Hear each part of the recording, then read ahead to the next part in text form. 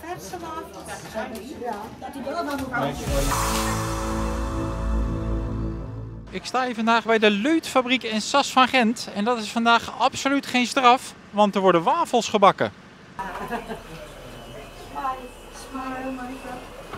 We zijn vandaag bezig met een grote wafelbakactie ten bate van Team Linda, Ride for the Roses. Er worden vandaag 2000 wafels gebakken en verkocht hopelijk. Ja, eigenlijk, dat komt wel goed denk ik. Er zijn er al geloof ik 1200 verkocht. Er zijn er al 1200 verkocht, dus het komt zeker goed. Ja, en de rest gaan jullie mee langs de deuren? De rest gaan we mee langs de deuren, langs de camperplaats. En hoeveel wordt er dan vandaag opgehaald? Als het goed is het om 1500, 1550 euro.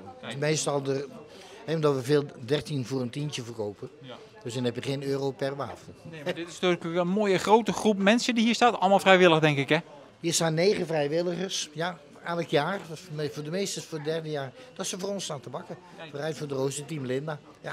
Ja. Linda is er natuurlijk ook bij. Dat wordt toch wel weer een indrukwekkend moment denk ik hè? Dat is een indrukwekkend moment. Zo meteen gaan we officieel openen. Dan komt de wethouder ook en dan doen we het liedje De Roos. Ja, wat we altijd zingen bij de Ride for the Roses. Want dat is volgend weekend hè?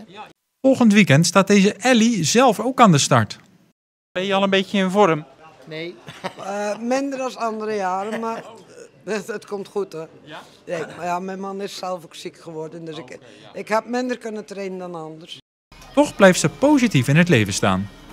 Gaan we vandaag nog genieten ook van een wafeltje? Dacht het wel, ja zeker weten. Maar goed, dank jullie.